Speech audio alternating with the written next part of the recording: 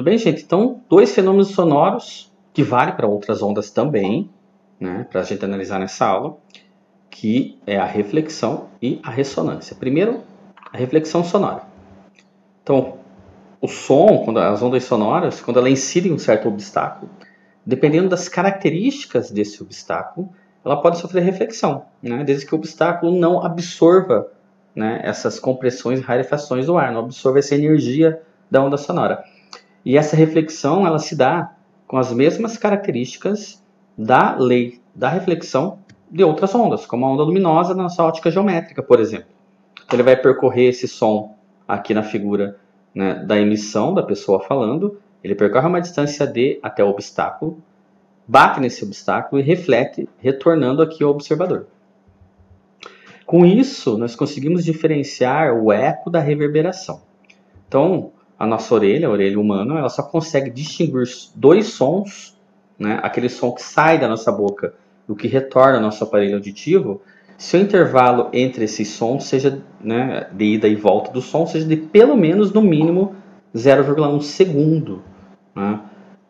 Quando o intervalo de tempo for maior ou igual a 0,1 segundo, né, isso caracteriza o eco, né, que seria o som refletido. E esse som retorna depois de cessada a sensação do som direto.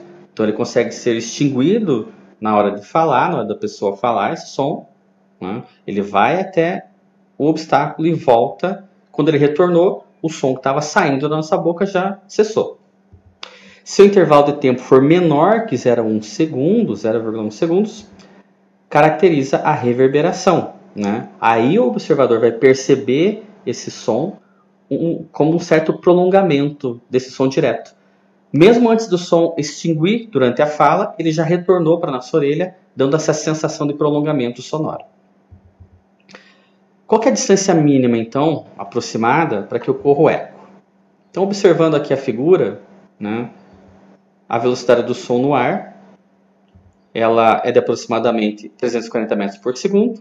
Então, na figura, a pessoa vai falar, o som vai até o obstáculo aqui, que é essa parede, vai incidir nele, refletir e retornar para a pessoa. Tá, o tempo de ida e volta tem que ser de pelo menos 0,1 segundo. Então, jogando aqui na formulazinha da velocidade, que é o ΔS por ΔT, o deslocamento por tempo, onde a velocidade do som no ar é aproximadamente 340 metros por segundo. Para um intervalo de tempo de 0,1 segundo, qual vai ser o deslocamento dessa onda sonora? Então, o deslocamento, fazendo a conta, passando o 0,1 multiplicando, será de 34 metros. Essa distância de 34 metros será a distância para o som ir e voltar, a distância de ida e volta. Mas eu quero só a distância D, que é a distância entre a fonte sonora, que é a pessoa falando, e o obstáculo, que é a parede. Então eu vou ter que pegar essa distância aqui de ida e volta, dividir por 2. Né? Portanto, a distância mínima aproximada para que ocorra o eco será de 17 metros. Qualquer obstáculo a 17 metros da emissão, né, da pessoa que emite o som, esse tempo de volta vai ser maior ou igual a 0,1 segundo e caracteriza o eco. Outra aplicação dessa reflexão sonora é o sonar. Então lá um barco, por exemplo, ele tem um transmissor de ultrassom que emite um ultrassom. Ele vai bater lá no fundo do oceano, no fundo do rio e refletir, retornando para o receptor. O que vai fazer o aparelho de sonar? Ele consegue determinar o tempo de ida e volta, né? O tempo de saída e retorno, saída do transmissor e retorno do receptor. Joga aqui na equação da velocidade, né? Onde vê a velocidade do som, no caso aqui na água, e o ΔT é o intervalo de tempo de ida e volta. ΔS é o deslocamento, que é a distância percorrida pela onda sonora na ida e volta. Ele calcula esse deslocamento, e mesma coisa a gente fez para o cálculo da distância mínima, né, para o eco. Vamos dividir, né, essa distância ΔS por 2 e vai dar para a gente a profundidade H, né, que se encontra o barco naquela posição. Então, essa profundidade H, se eu usar o tempo de ida e volta da onda sonora, vai ser o deslocamento de ida e volta dividido por 2. O morcego também tem essa ecolocalização, então ele emite uma onda sonora fora da nossa faixa audível, né, um ultrassom, ele incide aqui, por exemplo, na presa e retorna para o morcego, e ele consegue determinar essa distância que se encontra a presa ou qualquer outro obstáculo na sua frente. Vamos ver aqui a ressonância, então. O que seria a ressonância? Então, esse fenômeno ele acontece quando o sistema físico ele vai receber energia por meio de excitações, ou através de uma onda, e essas excitações têm frequência igual a uma de suas frequências naturais de vibração.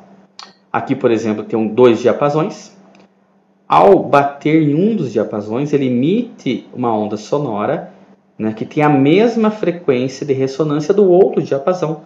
E esse outro passa a vibrar através da ressonância quando recebe essas excitações, essa onda incidente sobre ele. Geralmente a gente faz esse experimento em sala, infelizmente esse ano não deu, mas é a ressonância da taça, né, de cristal.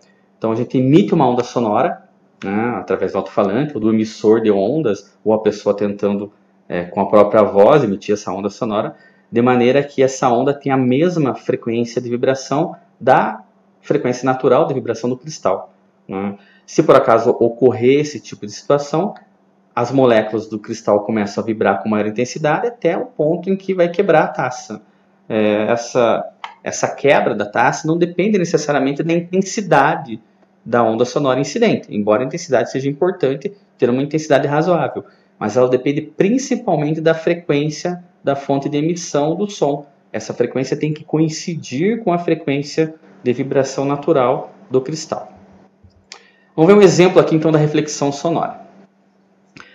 Os morcegos são cegos, então para se guiarem, eles emitem um som na faixa de frequência ultrassônica, que é refletido pelos objetos, que são os obstáculos ou suas presas, no fenômeno conhecido como eco.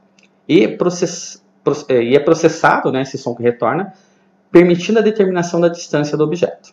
Considerando-se que a velocidade do som no ar é de aproximadamente 340 metros por segundo, e sabendo que o intervalo de tempo entre a emissão do grito do morcego e o retorno até ele mesmo seja de 1 vezes 10 a menos 2 segundos, qual é a distância que o objeto se encontra desse morcego? Bem simples a conta. Então, o que a gente tem de dado aqui? A velocidade do som, que é a onda emitida, né, do som no ar. Embora seja um ultrassom, a velocidade é a mesma. Não depende da frequência, e sim do meio por onde está se propagando, né? E o intervalo de tempo de ida e volta dessa onda sonora emitida pelo morcego vai bater no objeto e retornar para ele, né? Esse é o tempo de ida e volta. Então, usando a equação da velocidade, a gente vai colocar no lugar do v, que é a velocidade do som de 340 metros por segundo no ar. E o intervalo do tempo, 10 a menos 2 segundos, eu posso colocar como 0,01 segundo. Passa multiplicando 0,01. Então, a distância percorrida pela onda sonora emitida pelo morcego de ida e volta é de 3,4 metros. Eu vou dividir essa distância por 2 e vou descobrir, né, a distância que se encontra o objeto. Portanto, nessa situação citada no enunciado, o objeto se encontra a 1,7 metros do morcego. É só isso aí, gente. Tranquilo? Valeu, até!